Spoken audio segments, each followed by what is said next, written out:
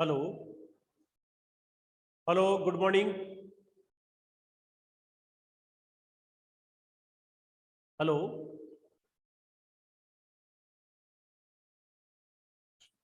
Good morning. Good morning sir. हाँ ठीक है, आवाज आ रही है मेरी? आ रही है आवाज मेरी? Hello. Yes sir, yes sir, आवाज आ रही। ठीक है, तो देखो अपनी जर्नल एंट्रीज वाला जो टॉपिक है वो चल रहा था आपने, और जर्नल एंट्रीज में मैंने कुछ सिंपल एंट्रीज मैंने आपको बताई थी। माल के खरीदने की, बेचने की, उधार खरीदा है या नकद है, ऐसे उधार या नकद हमने बेचा है। कुछ खर्चों की जर्नल एंट्रीज कि खर्चे होते हैं तो उनकी हम जर्नल एंट्रीज है वो क्या करते हैं। और इसके अलावा इसमें वास्तविक खातों का आपके हो ही गया था। परचेज रिटर्न और सेल्स रिटर्न की मैंने एंट्री बताई थी। ठीक है, जर्नल का मैंने आपको फॉर्मेट बता ही दिया था। नरेशन हम कैसे करते हैं उसके लिए मैंने बता दिया था। अब ये बाकी क्या है, प्रैक्टिस है। नरेशन जितने हम करते जाएंगे जर्नल एंट्रीज उतनी हमारी प्रैक्टिस होती जाएगी। ठीक है, तो आज मैं आपको बता रहा हूं बैंक से संबंधित ट्रांजैक्शन।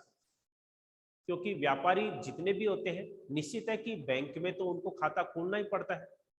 क्योंकि ऐसा कोई व्यापारी नहीं है वर्तमान में, चाहे छोटा हो या बड़ा हो, जिसका बैंक में कोई अकाउंट नहीं हो या बैंक से उसका कोई काम नहीं होता हो। हर व्यापारी के बैंक से ट्रांजैक्शन होते हैं, लेन देन होते हैं। और बड़े व्यापारियों के तो ये देख लो कि मोस्टली जो ट्रांजैक्शन है, अधिकतर जो लेन देन है वो बैंक से ही होते हैं। वो जितने भी पेमेंट करते हैं चेक से करते हैं अधिकतर, और पेमेंट आता है वो भी चेक से आता है। कैश में ट्रांजैक्शन बहुत कम होता है। छोटे जो ट्रांजैक्शन होते हैं वो कैश में होते हैं, अन्यथा बड़े ट्रांजैक्शन जितने भी होते हैं वो सब चेक में ही होते हैं। ठीक है, 1000 रुपए से ऊपर के जितने भी ट्रांजैक्शन है वो सब अधिकतर चेक में ही होते हैं। हालांकि कुछ ट्रांजैक्शन कैश में भी होते हैं, सारे चेक में नहीं होते, लेकिन मोस्टली जो ट्रांजैक्शन है वो चेक से होते हैं। अब चेक से ट्रांजैक्शन हो रहे हैं तो इसका मतलब है बैंक से हमारा लेन देन हो रहा है, बैंक में पैसा जमा भी होता है, बैंक से पैसा निकलता भी है। व्यापारी क्या करता है, ऐसे बैंक से ट्रांजैक्शन जितने भी होते हैं उनकी अपनी पुस्तकों में एंट्री करता है। बैंक वाले तो करते ही हैं भाई, आप बैंक में खाता खुलाते हो तो बैंक वाले आपको पासबुक देते हैं। ठीक है, तो बैंक वाले तो क्या करते हैं, पासबुक में एंट्री करते हैं। आप कभी भी बैंक से का मालूम करना चाहो तो आप बैंक से स्टेटमेंट निकलवा सकते हो। उसमें क्या है, आपने 10 दिन में, 15 दिन में या 1 महीने में जितने भी ट्रांजैक्शन किए थे, बैंक में पैसा जमा कराया निकाला, वो सबका आ जाएगा। ठीक है, लेकिन व्यापारी अपनी पुस्तकों में तो एंट्री करता है। जैसे व्यापारी क्या करता है, माल खरीदता है, बेचता है, जैसे अपनी पुस्तकों में जर्नल में एंट्री करता है, ऐसे ही बैंक के जो ट्रांजैक्शन होते हैं उनकी भी अपनी पुस्तकों में एंट्री करता है।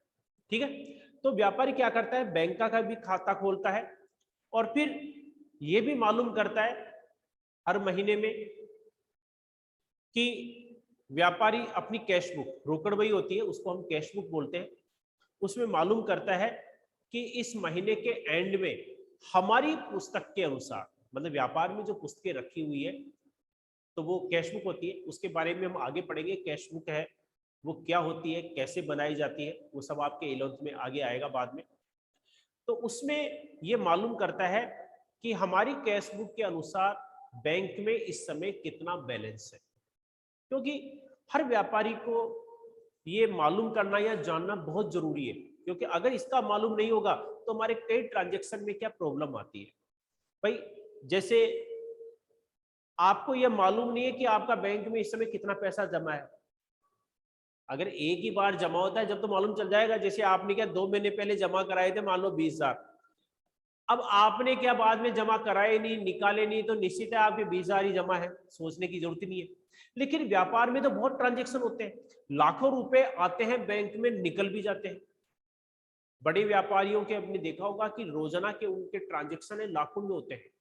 आप सिटी में चले जाओ, बहुत से व्यापारी ऐसे हैं जिनकी एक एक दिन की सेल ही, एक दिन की सेल है वो 2-2, 3-3 लाख रुपए होती है, 5-5 लाख रुपए तक होती है। अब इतना पैसा आता है तो वो अपने साथ पास में नहीं रखते, व्यापार में नहीं रखते, वो पैसा आता है उसको शाम तक बैंक में जमा करा देते हैं। ठीक है, ऐसे दूसरे दिन का आता है बैंक में जमा करा देते हैं, क्योंकि कई बार बीच में ऐसा भी आता है जिसमें पेमेंट करना होता है तो बैंक से पैसा निकलवा लेते हैं। ठीक है, तो इस प्रकार से मतलब रोज ही बैंक में पैसा जमा होता रहता है, रोज नहीं तो 2 दिन में या 3 दिन के अंदर बैंक में पैसा जमा करा देते हैं, जरूरत होती है तो बैंक से निकाल लेते हैं। तो इसका मतलब है कि बैंक से ट्रांजैक्शन हमारे अगर महीने भर का मालूम कर रहे हैं तो महीने भर में सैकड़ों बार हो जाता है, कई बार पैसा जमा हो जाता है, निकल जाता है, कभी कितना निकाला, कभी कितना जमा कराया।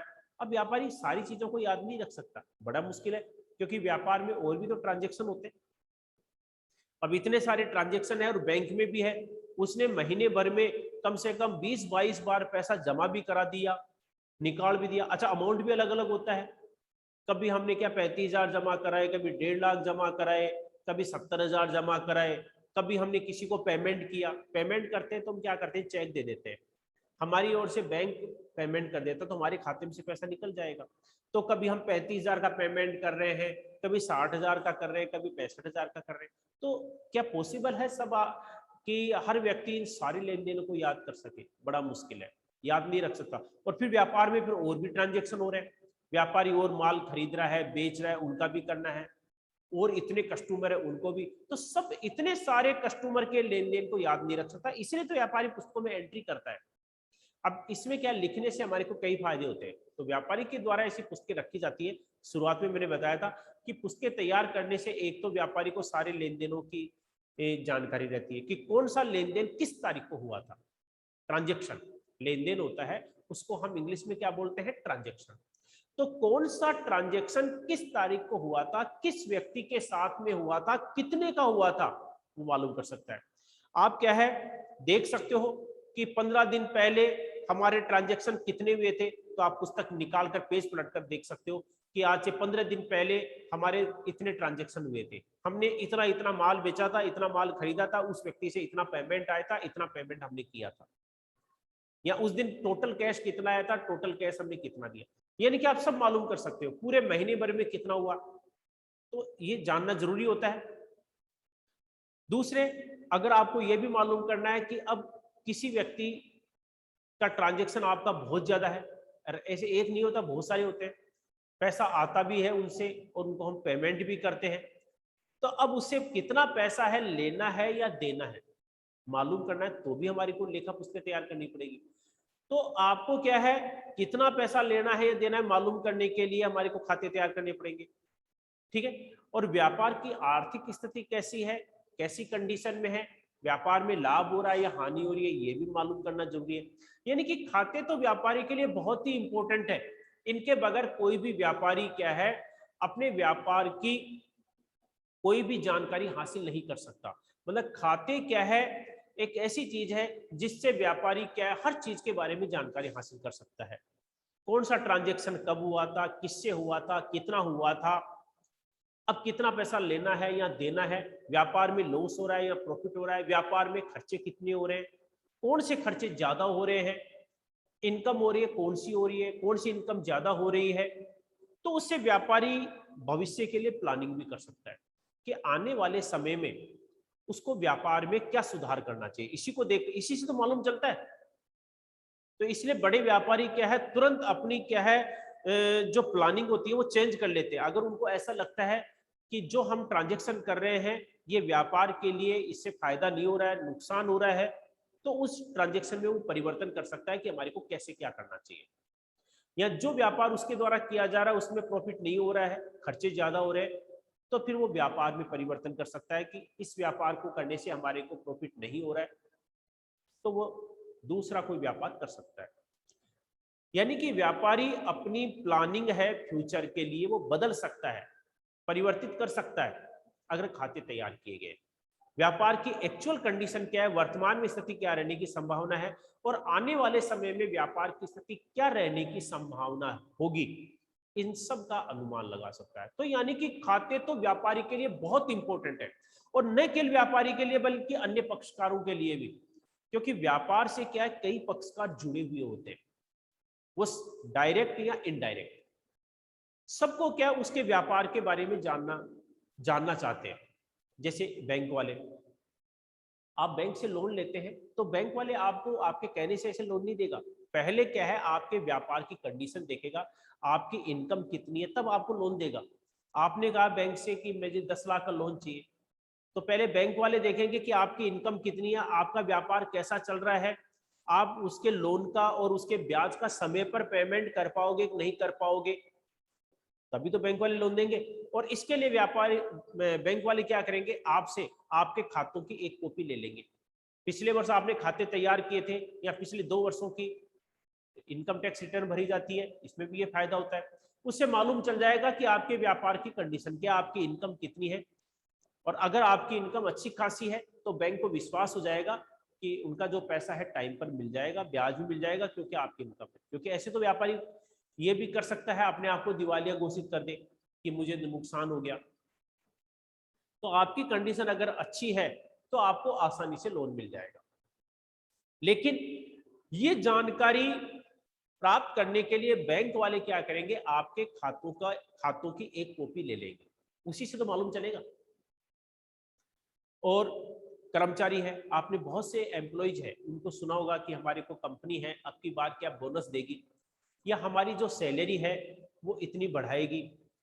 अब इतनी सैलरी बढ़ाएगी या हमारे को क्या है ये बोनस देगी, तो इसका पता है कितना बोनस मिलेगा या उनकी कितनी सैलरी बढ़ेगी, ये क्या है तभी मालूम चलता है जब व्यापारी के द्वारा खाते तैयार किए गए हो। व्यापारी खाते तैयार किए, मालूम चला कि हमारे इस वर्ष में पिछले वर्ष के मुकाबले इतना प्रॉफिट बढ़ा है, तो फिर वो घोषणा करती है कंपनी कि हम अपने जो एम्प्लॉइज है उनको इतना बोनस देंगे, या उनको हम इतनी सैलरी है उसमें क्या 5%, 8% या 10% बढ़ोतरी करके देंगे। तो कर्मचारी भी जानना चाहते हैं कि व्यापार की जो कंडीशन है वो क्या है, इसलिए वो भी क्या करते हैं, खातों से मालूम कर लेते हैं उसकी एक कॉपी लेकर के। क्योंकि बड़ी जो फर्में हैं, कंपनीज है, वो अपने खातों को क्या है इंटरनेट पर लोड कर देती है, ताकि कोई भी जो सूचना प्राप्त करना चाहता है व्यापार के बारे में वो जानकारी हासिल कर सकता है। तो इस प्रकार व्यापार से प्रत्यक्ष या अप्रत्यक्ष रूप में बहुत से पक्ष जुड़े हुए होते हैं, और सब ये जानना चाहते हैं कि व्यापार की कंडीशन क्या है, क्योंकि उनके जो प्रॉफिट है, उनको होने वाला जो फायदा है वो क्या है उस फर्म से जुड़ा हुआ होता है। इसलिए खाते बहुत इंपॉर्टेंट है। गवर्नमेंट को भी मालूम कैसे चलता है कि टैक्स कितना मिलेगा, खातों की सहायता से। ठीक है, तो खातों के बारे में, इनके बारे में मैंने आपको बता दिया था कि ये कितने इंपॉर्टेंट है। तो इसलिए मैं आपको बैंक के ट्रांजैक्शन है वो कौन से होते हैं और उनकी एंट्री है वो कैसे होती है, इनके बारे में मैं आपको बता देता हूं। ठीक है, तो अब देखिए, इसमें जर्नल का फॉर्मेट मैंने आपको बता ही दिया था, और इसमें कुछ ट्रांजैक्शन है बैंक के ट्रांजैक्शन, वो मैं आपको बताता हूं। जैसे प्रश्न में दे रखा है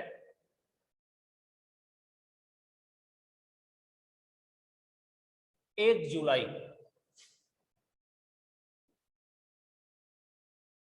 बैंक में जमा कराए 20,000 रुपए। ठीक है, एक दूसरा है 3 जुलाई को बैंक से निकाले 6,000 रुपए। ठीक है, अभी 2 एंट्री है, पहले इन 2 एंट्रियों को बता देता हूं कि इनको हम कैसे करेंगे। तो जर्नल वाला जो फॉर्मेट है वो हम बना लेते हैं।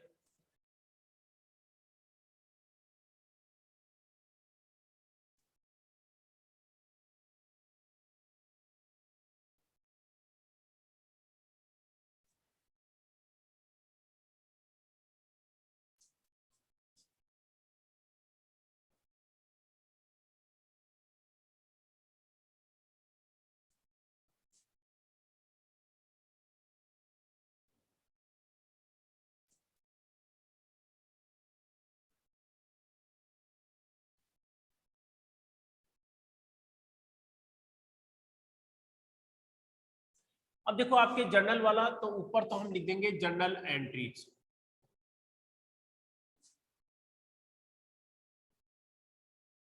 इसके बारे में मैंने तुम्हारे को बता दिया था कि जर्नल प्रविष्टियां हैं क्या होती है। सबसे पहले व्यापारी जिस पुस्तक में लेखा करता है उसको हम जर्नल कहते हैं। जर्नल में लिखने को हम बोलते हैं एंट्री करना। तो जर्नल में हम लिख रहे हैं इसलिए हम इसको क्या बोलते हैं, जर्नल एंट्रीज। ठीक है, फॉर्मेट आपके वो है, पहला कॉलम आपके डेट का हो जाएगा, इसके बाद में आपके पर्टिकुलर्स, एलएफ,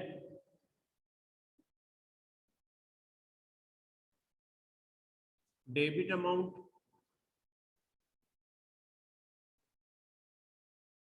और क्रेडिट अमाउंट। ठीक है, ये आपके जर्नल का फॉर्मेट हो गया। अब देखो इसमें अपना जो ट्रांजैक्शन है, सबसे पहले दे रखा है इसमें 1 जुलाई। 1 जुलाई को दे रखा है इसमें बैंक में जमा कराए 20,000 रुपए। देखो बैंक में जमा कराए, अब इसमें बैंक का नाम भी दिया जा सकता है। बैंक का नाम, क्योंकि बैंक कोई ना कोई बैंक तो होता ही है। आपके यूको बैंक है, बड़ौदा बैंक है, पंजाब नेशनल बैंक है, स्टेट बैंक है, ठीक है, या और कोई बैंक है, कोई सा भी ऐसा बैंक हो सकता है, तो उसमें बैंक का नाम दे दिया जाता है।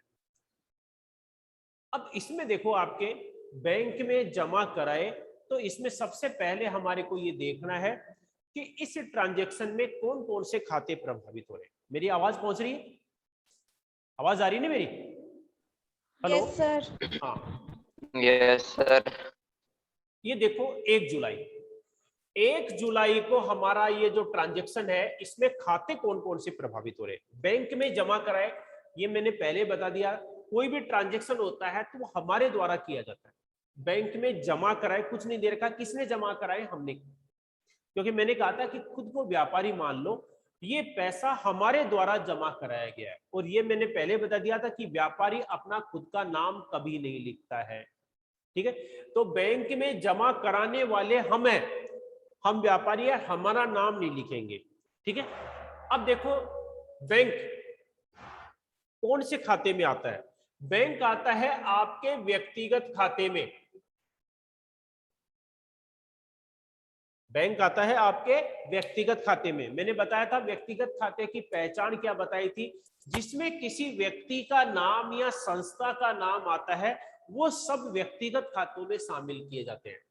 तो बैंक है, एक संस्था है, बैंक का नाम दे रखा है, state bank, Punjab national bank, UCO bank, Baroda bank, कुछ भी हो सकता है, स्कूल का नाम हो सकता है, दुकान का नाम दे रखा है, किसी कंपनी का नाम दे रखा है, कोई इंश्योरेंस कंपनी है, कुछ भी हो सकता है, कोई भी संस्था।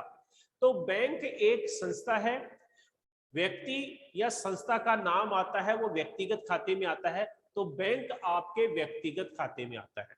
तो एक खाता तो आपके ये प्रभावित हो रहा है, व्यक्तिगत खाता। अच्छा, बैंक में जमा कराए हमने, क्या जमा कराए, पैसे, धन, कैश। और कैश को भी हम क्या मानते हैं, एक वस्तु। तो रोकड़ है वो किस में आती है, वस्तुगत खाते में। यानी कि इस ट्रांजैक्शन में आपके 2 खाते प्रभावित हो रहे हैं, व्यक्तिगत और वस्तुगत। 2 खाते प्रभावित हो रहे हैं, तो हम क्या करेंगे, दोनों के जो नियम है वो लागू करेंगे। व्यक्तिगत और वस्तुगत दोनों के नियम अप्लाई कर देंगे। बता दिया मैंने कि बैंक में जमा कराए, प्रश्न में नाम दे रखा होगा, स्टेट बैंक में जमा कराए, पंजाब नेशनल बैंक जमा कराए, इस प्रकार से दिया हुआ होगा प्रश्न में। ठीक है, तो बैंक का नाम सर, हाँ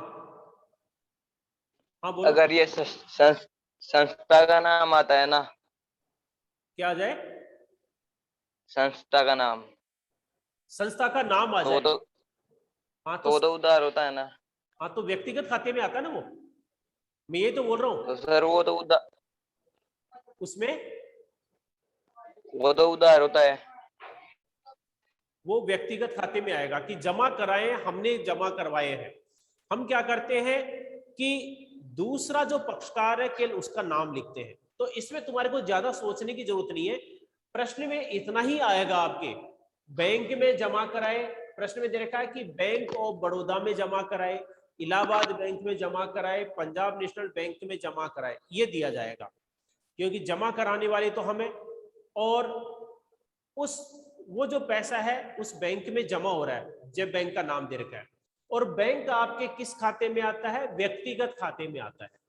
हमेशा ध्यान रखना, संस्था का नाम दे रखा है वो सब व्यक्तिगत खाते में आता है।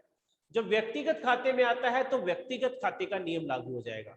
और जमा कराने पर हमारे पास जो कैश जा रहा है, कैश एक वस्तु है, वो वस्तुगत खाते में आता है। ठीक है, वो कोई दिक्कत नहीं है, ऐसी तुम्हारी प्रॉब्लम है। अभी मैं एंट्रीज बता रहा हूँ। अब एक हफ्ते की बात हो रही है, इस एक हफ्ते में 1 तारीख से आपकी स्कूल खुल जाएगी। फिर क्या है, आपने हम करते हैं तो उससे अपने को हो जाएगा, और फिर उसमें जो भी प्रॉब्लम होती है, कंफ्यूजन होता है, वो सब दूर हो जाएगा, कोई दिक्कत नहीं है उसमें। अब बस इस एक हफ्ते की बात हो रहा है, अगले हफ्ते से आपकी क्लासेस चालू हो जाएगी ऑफलाइन, तो उसमें तुम्हारी कोई प्रॉब्लम रहती है वो सब सोल्व हो जाएगी। तो इसमें अभी फिलहाल जैसे मैं बता रहा हूँ ऐसे कोई दिक्कत नहीं, वैसे अभी भी समझ में आ जाएगा, लेकिन एक हफ्ते के बाद में अपना और हो जाएगा, कोई दिक्कत नहीं। तो इसमें क्या है, बैंक में जमा कराए तो नाम दे रखा होगा तो ठीक है, नाम नहीं दे रखा है तो इतना ही दे रखा होगा बैंक में, तो बैंक संस्था है। तो अब देखो, अब इसमें दो खाते प्रभावित हो रहे हैं, व्यक्तिगत और वस्तुगत। जब दो खाते प्रभावित हो रहे हैं तो दोनों के नियम लागू हो जाएंगे। अब दोनों के नियम लागू हो जाएंगे तो पहले ले लो आपके व्यक्तिगत खाता। व्यक्तिगत खाते का नियम क्या है? पाने वाले को डेबिट करो और देने वाले को क्रेडिट करो। Debit the receiver and credit the giver. देखो, हमने बैंक में पैसा जमा कराया है, तो जमा कराने वाले तो हम हैं, लेकिन उस पैसे को पाने वाला कौन है? बैंक। बैंक का नाम दे रखा होगा, नहीं दे रखा तो बैंक इतना ही दे रखा है। उस धन को पाने वाले को डेबिट करो। पाने वाला बैंक है तो बैंक को हम डेबिट कर देंगे। डेबिट है वो हम किसको कर देंगे? बैंक को डेबिट कर देंगे। तो पाने वाले को डेबिट करो और देने वाले को क्रेडिट करो। देने वाले तो हमें, देने वाले हमें, तो हमारा नाम नहीं लिखेंगे, बस बैंक का नाम लिख देंगे। ठीक है, अच्छा, बैंक का नाम दे रखा है तो उसमें नाम लिख देंगे, नहीं दे रखा है तो कोई दिक्कत नहीं है, तो आप केवल बैंक लिख सकते हो। बैंक का नाम आपको लिखने की जरूरत नहीं है। बैंक का नाम दे रखा है तो भी आपको क्या है, नाम लिखने की जरूरत नहीं है। आप केवल इतना ही लिख सकते हो, बैंक अकाउंट दिया, क्योंकि बैंक कोई सा भी हो उस बैंक शब्द का इस्तेमाल कर लेंगे। तो ये तो हो गया व्यक्तिगत खाता। तो पाने वाले को डेबिट करो, क्योंकि पैसा जमा कराने पर उस पैसे को, धन को पाने वाला बैंक है तो बैंक को डेबिट कर देंगे। देने वाले हम हैं, हमारा नाम नहीं लिखेंगे। व्यक्तिगत खाता कंप्लीट हो गया। दूसरा आ रहा है, जमा कराने पर हमारे पास जो कैश जा रहा है, वस्तु है, वस्तुगत खाते में आता है। तो वस्तुगत खाते का नियम क्या है? जो वस्तु आती है उसे डेबिट करो और जो वस्तु जाती है उसे क्रेडिट करो। जो वस्तु आती है, देखो इसमें हम बैंक में पैसा जमा करा रहे हैं तो इसमें तो रोकड़ जा रही है, आ तो कुछ नहीं रहा है। तो जो वस्तु आती है उसे डेबिट करो, आ कुछ नहीं रहा बल्कि जा रहा है। क्या जा रहा है? पैसा जा रहा है, कैश जा रहा है। जो वस्तु जाती है उसे क्रेडिट करो। क्या जा रहा है? इसमें कैश जा रहा है, तो हम क्रेडिट है वो किसको कर देंगे? कैश को कर देंगे, टू कैश अकाउंट। कैश को हम क्रेडिट हो जाएगा। तो इसमें अमाउंट आपके 20,000 है, तो 20,000 रुपए आपके डेबिट साइड में और 20,000 रुपए आपके क्रेडिट साइड में, ये एंट्री हो जाएगी। तो बैंक में जमा कराने पर हम क्या करेंगे? ये एंट्री कर देंगे, बैंक अकाउंट या टू कैश अकाउंट। ठीक है, क्योंकि इसमें दोनों खाते प्रभावित हो रहे तो दोनों के नियम हमने लागू कर दिए। अब इसका हम क्या करेंगे? नरेशन करेंगे। तो नरेशन है वो क्या हो जाएगा? Cash deposited into bank. Bank में जमा, रोकड़ जमा कराई, क्योंकि बैंक में जमा कराए तो क्या जमा कराया? रोकड़, ये तो लिखना पड़ेगा। तो ये हम लिख देंगे cash deposited into bank. Bank में रोकड़ जमा कराई, ये हो जाएगी आपके पहली एंट्री। ठीक है, और डेट आपके दे रखी थी इसमें 1 जुलाई, तो हम लिख देंगे इसमें जुलाई 1, 2021। अब दूसरी ट्रांजेक्शन है जुलाई 3 है, तो जुलाई 3 हम। अब देखो दूसरा ट्रांजेक्शन, दूसरा जो ट्रांजेक्शन है वो दे रखा है बैंक से निकाले, कितने? 6,000 रुपए हमने निकाले। अब बैंक से 6,000 रुपए निकाले, तो अब देखो इसमें कौन कौन से खाते प्रभावित हो रहे हैं। इसमें भी वही 2 खाते प्रभावित हो रहे हैं। देखो इसमें बैंक है, वो आपके किस में आता है, वो ही व्यक्तिगत खाते में आता है, क्योंकि संस्था का नाम आता है वो व्यक्तिगत खाते में आता है। और निकाले, क्या निकाले, कैश। कैश निकाला तो कैश एक वस्तु है, तो ये वस्तुगत खाते में आ गई। यानी कि इस ट्रांजैक्शन में भी हमारे 2 ही खाते प्रभावित हो रहे हैं, व्यक्तिगत और वस्तुगत। जब 2 ही खाते प्रभावित हो रहे हैं तो हम क्या करेंगे, दोनों के जो नियम है वो लागू कर देंगे। तो दोनों के नियम लागू करते हैं, व्यक्तिगत और वस्तुगत। तो किसी भी खाते का नियम पहले लागू कर सकते हो। व्यक्तिगत खाते का नियम, व्यक्तिगत खाते का नियम क्या है, जो वस्तु आती है उससे डेबिट, पाने वाले को डेबिट करो और देने वाले को क्रेडिट करो। व्यक्तिगत खाते का नियम क्या है, पाने वाले को डेबिट करो और देने वाले को क्रेडिट करो। तो इसमें बैंक से रुपए निकाले हैं, तो किसने निकाले, हमने निकाले। हमने बैंक से रुपए निकाले हैं। वो नहीं है कि व्यापारी कर्मचारी को बेचता है तो कर्मचारी अलग हो गया, वो व्यापारी का नाम आता है, क्योंकि वो व्यक्ति जो बैंक में पैसे हमारे ऑर्डर से निकालने के लिए गया है, वो केवल हमारा कर्मचारी है, हमारा काम कर रहा है हमारे नाम से, अपनी ओर से वो काम नहीं कर रहा है, इसलिए वो कोई पक्षकार नहीं है।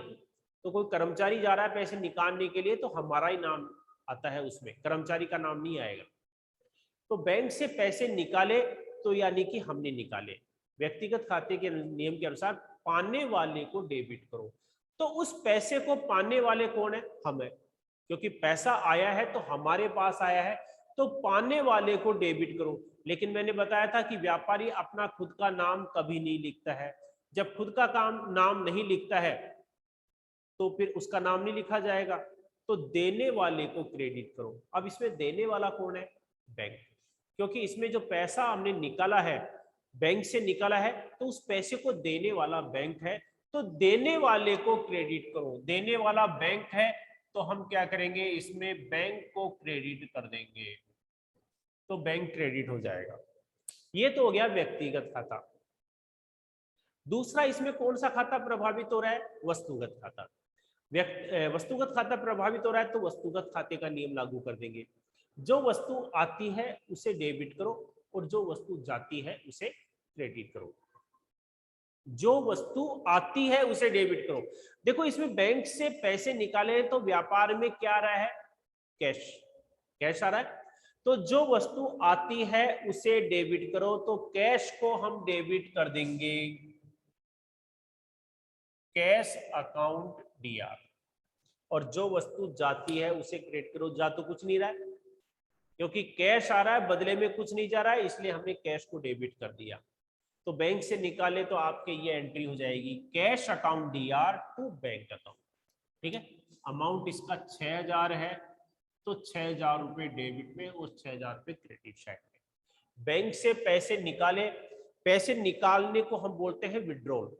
आपने देखा होगा जिनका बैंक में खाता है वो जानते हैं कि एक पर्ची बैंक में से अगर पैसे निकालते हैं, भाई एटीएम से तो आपका अलग चीज होता है, अगर आप बैंक से पैसे निकालते हैं तो एक स्लिप भरनी पड़ती है, उसको हम बोलते हैं विड्रॉल फार्म, मतलब पैसे निकालने का फार्म।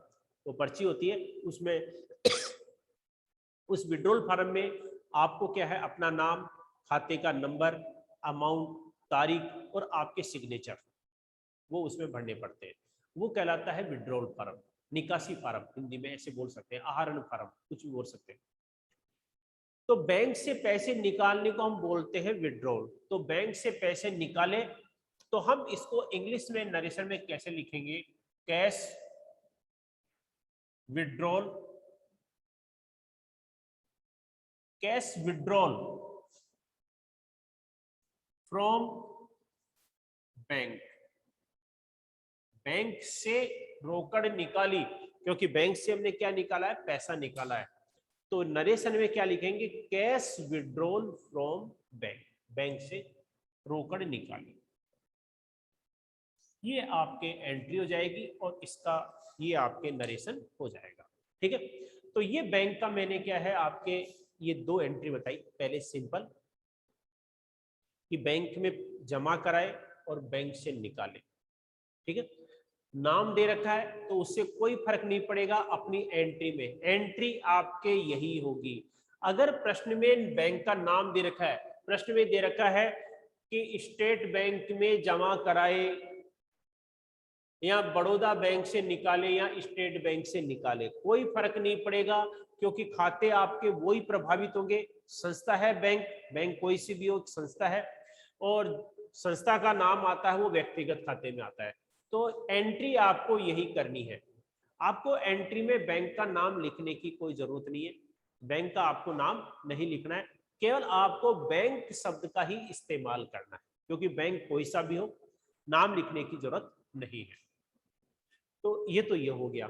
अच्छा, इसमें कई बार क्या है, प्रश्न में जैसे दिया जाता है कि बैंक में खाता खोला, ये प्रश्न में दिया जाता है।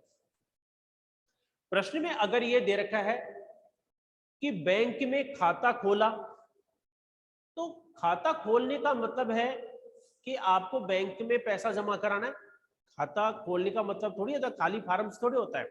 आप बैंक में खाता खुलवाने के लिए जाते हैं तो आप बैंक का जो फॉर्म है वो आप भरते हैं, फॉर्म भर करके उसके साथ में आप पैसे भी जमा कराते हैं, सिग्नेचर करते हैं, यानी कि बिना पैसा जमा कराए तो आपका खाता खुलेगा ही नहीं। खाता खोलना है तो यानी कि बैंक में तो आपको पैसा जमा कराना ही पड़ेगा। तो बैंक में खाता खोला, खाता खोलने का मतलब है कि आपने बैंक में पैसा जमा कराया है। तो बैंक में पैसा जमा कराया या खाता खोला है तो मतलब एक ही निकलता है। तो आपको कंफ्यूज होने की जरूरत नहीं है कि अगर प्रश्न में यह दे रखा है कि बैंक में खाता खोला, बैंक में खाता खोला और आगे दे रखा है 10,000 रुपए, सीधी सी की बात है कि बैंक में हमने 10,000 रुपए का खाता खोला है। 10,000 रुपए का खाता खोलने का मतलब है कि हमने बैंक में 10,000 रुपए जमा कराए हैं। हमने बैंक में 10,000 रुपए जमा कराए हैं, और बैंक में अगर 10,000 रुपए जमा कराए हैं तो फिर आपके वही दो खाते प्रभावित हो जाएंगे। बैंक में खाता खोला यानी कि बैंक में जमा कराए, तो उस धन को, पैसे को पाने वाला कौन है? बैंक। बैंक आपके व्यक्तिगत खाते में आ गया। खाता खोलने पर आपके पास से क्या जा रहा है? कैश। कैश आपके किस वस्तु है? वस्तुगत खाते में आता है। तो आपके सेम वही खाते प्रभावित होंगे, वही खाते प्रभावित होंगे तो नियम भी यही लागू होगा। तो ध्यान रखना कि बैंक में खाता खोला या बैंक में जमा कराए, इनका मतलब एक ही होता है। जब इनका मतलब एक ही होता है, खाते भी वो दो ही प्रभावित हो रहे, तो एंट्री भी आपके सेम होगी यही। क्योंकि बैंक में जमा कराए हमने एंट्री क्या की थी? बैंक अकाउंट या टू कैश अकाउंट, क्योंकि हमने बैंक में जमा कराए तो पैसा पाने वाला बैंक है। खाली फार्म से कोई ट्रांजेक्शन थोड़े होता है कि आप खाता खोल रहे हो तो निश्चित है कि आप जानते हो कि खाता खोल रहे हो, आप फार्म भर करके जमा करा रहे हो, तो खाता खोलने के लिए आपको पैसा भी जमा कराना पड़ेगा। बगैर उसके पैसे का तो कोई मतलब है ही नहीं। इसका मतलब है कि आपके पास से पैसा जा रहा है, आपके पास से पैसा जा रहा है, कैश जा रहा है वस्तुगत खाते में, और उस पैसे को पाने वाला कौन है? बैंक। तो बैंक में जमा कराए या बैंक में खाता खोला, मतलब एक ही होता है, एंट्री सेम होगी, बस ये ध्यान रखना। इसमें सेम एंट्री होगी, एंट्री में कोई परिवर्तन नहीं होगा। तो इसलिए कंफ्यूज होने की जरूरत नहीं है। बैंक में खाता खोला या बैंक में जमा कराए, एक ही मतलब है। अब सेम वही व्यक्तिगत और वस्तुगत, वो दो खाते प्रभावित हो रहे हैं। जब ये दो खाते प्रभावित हो रहे हैं तो नियम भी आपके वो इन दोनों के लागू हो जाएंगे। तो यही एंट्री होगी। अगर प्रश्न में इतना ही होता कि बैंक में खाता खोला 20,000 रुपए का, तो भी हम यही एंट्री करते, बैंक अकाउंट या टू कैश अकाउंट। ठीक है, तो बैंक का आपके ये हो जाएगा। अब इसमें और भी होता है, बैंक की जगह बीमा कंपनियों का भी हो सकता है। बीमा कंपनियों का क्या होता है कि इंश्योरेंस करवाते हैं, क्योंकि एंट्री आपके बहुत सारी है, तो सभी एंट्री आपके दो दो चार चार एंट्रियां हैं, वो सभी बतानी पड़ेगी, कोई सी भी हो सकती है। बीमा करवाने के लिए क्या है, उसमें भी आपको क्या कराना पड़ता है? पैसा जमा कराना पड़ता है। आप इंश्योरेंस करवा रहे हैं, LIC करवा रहे हैं, या आप अग्नि बीमा करवा रहे हैं, और कोई दुर्घटना बीमा करवा रहे हैं, क्योंकि बहुत सारे बीमे प्रचलन में है। ये आपको मालूम है कि बीमे जो होते हैं, इंश्योरेंस होते हैं, कई प्रचलन में है। तो एंट्री बताने से पहले मैं आपको थोड़ा सा शॉर्ट में बीमे के बारे में बता देता हूँ। बीमा जो होता है, वैसे तो वर्तमान में क्या है, सैकड़ों प्रकार का प्रचलन में है। आपके अग्नि बीमा है, दुर्घटना बीमा है, फसल बीमा है, ठीक है, और भी अलग अलग नामों से बहुत सारे होते हैं, सैकड़ों प्रकार के बीमा प्रचलन में है। लेकिन मुख्य रूप से जो बीमा होता है उसको हम 3 भागों में बांटते हैं। मुख्य रूप से बीमा है वो 3 भागों में आता है। कौन कौन सा होता है? आपके अग्नि बीमा, फायर इंश्योरेंस, ठीक है, जीवन बीमा, लाइफ इंश्योरेंस, और तीसरा होता है समुद्री बीमा, मैरीन इंश्योरेंस।